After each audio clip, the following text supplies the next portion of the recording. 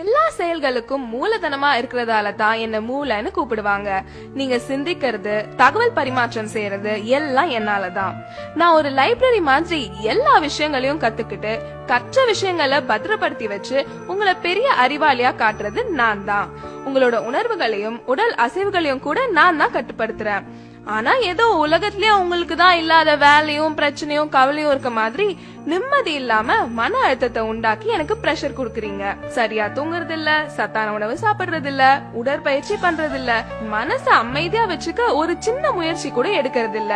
இதனால எனக்கு புத்துணர்வு கொடுக்கிற ரத்த குழாய்கள் பாதிக்கப்பட்டு பக்கவாதம் வருது, ஞாபக மருதி, சிந்திக்கும் திறன், முடிவெடுக்கிற திறன் குறையுது, மனசு சம்பந்தப்பட்ட பிரச்சனைகள் கூட வருது. மது அருந்தி என் மதிய மயக்கி என்ன முட்டாளாக்குறன்ற பேர்ல உங்களை நீங்களே முட்டாளாக்கிக்கிறீங்க.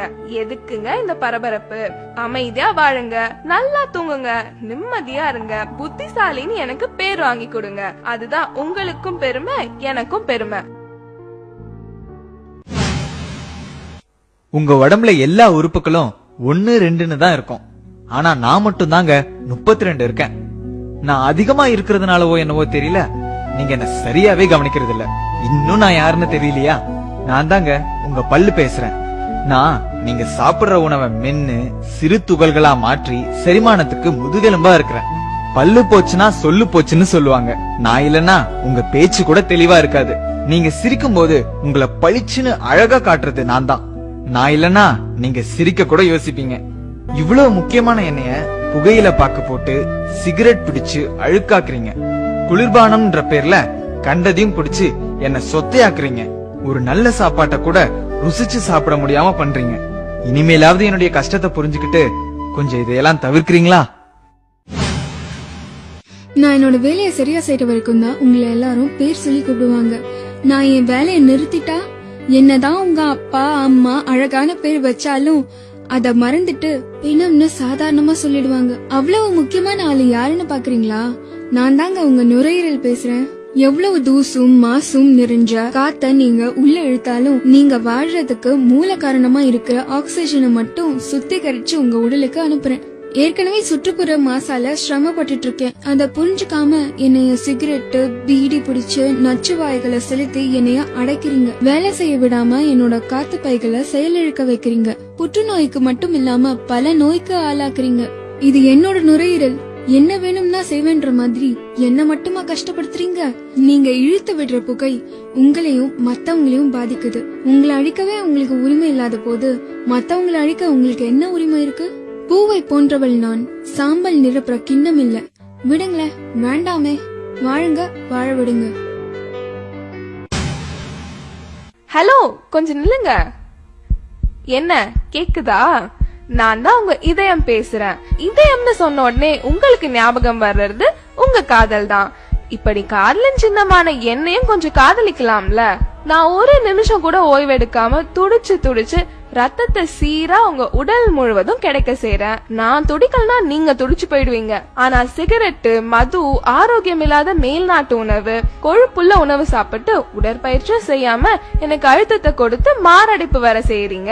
ஒண்ணு மட்டும் ஞாபகம் வச்சுக்கோங்க, நான் துடிக்கிறத நிறுத்தினா உங்க துடிப்பும் அடங்கி போயிடும். இனிமேலாவது அவன் சொன்னா இவன் சொன்னா ஸ்டைலு பிரஸ்டீஜ்னு சொல்லிட்டு இந்த பாழா போன விஷயங்கள் எல்லாம் செய்யாம நல்லா சாப்பிட்டு ஓடி ஆடி உடற்பயிற்சி செஞ்சா காதலின் சின்னமான நானும் நல்லா இருப்பேன், காதலிக்க நீங்களும் நல்லா இருப்பீங்க. ஒரு வேளைக்கு சாப்பிட சொன்னா 3 வேளை சாப்பாட்ட ஒரே நேரத்துல சாப்பிட்டு என்ன திணறடிக்கிறீங்க. இது உங்களுக்கே நியாயமா இருக்கா? யாருன்னு யோசிக்கிறீங்களா? நான் தாங்க உங்க வயிறு பேசுறேன். வெந்தும் வேகாத கொழுப்புள்ள உணவை இஷ்டத்துக்கு சாப்பிடுறீங்க. அதை நான் செரிக்க வைக்கிறதுக்குள்ள நொந்து நூலாயிடுறேன்.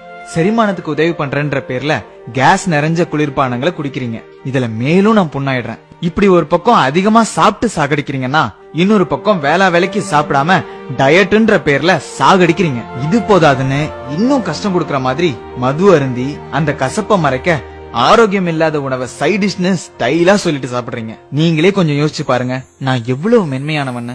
குப்பத்தொட்டி மாதிரி கண்டதையும் போட்டு நிரப்புறீங்களே, இது வயிறா இல்ல குப்பத்தொட்டியா? ஆசைக்கு சாப்பிடுங்க, ஆடம்பரத்துக்கு சாப்பிடாதீங்க. தேவைக்கு சாப்பிடுங்க, தேவையானதை தேர்ந்தெடுத்து சாப்பிடுங்க. ஆயுள் முழுக்க நல்லா இருப்பீங்க. நான் ரொம்ப நல்லவங்க. எனக்கு தீங்கு செய்ய நினைக்கிறவங்களுக்கு கூட முடிஞ்ச அளவுக்கு நன்மையே செய்யறேன். என்ன பாக்குறீங்க?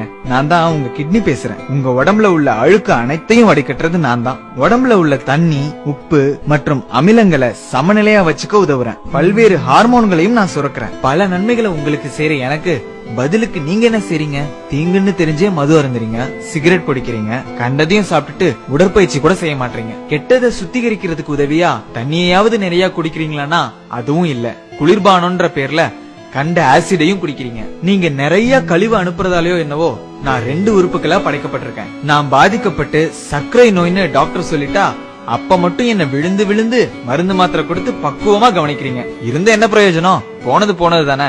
இனியாவது கண்கட்ட பிறகு சூரிய நமஸ்காரம் செய்யாம புத்திசாலியா இருப்பீங்களா?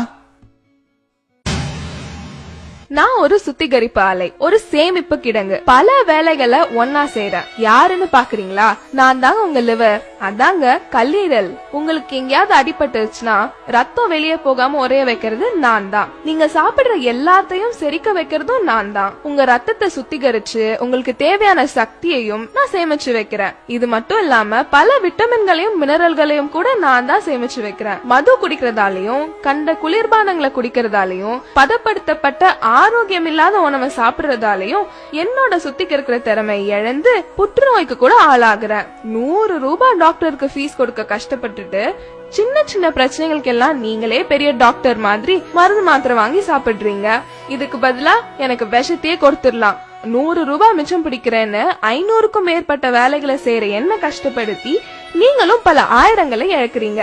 நான் எனக்காகவா சொல்றேன்? உங்களுக்காக தானே சொல்றேன். கொஞ்சம் காது கொடுத்து கேளுங்க. இதுக்கு அப்புறமாவது என்ன கஷ்டப்படுத்த மாட்டீங்கன்னு நம்புறேன்.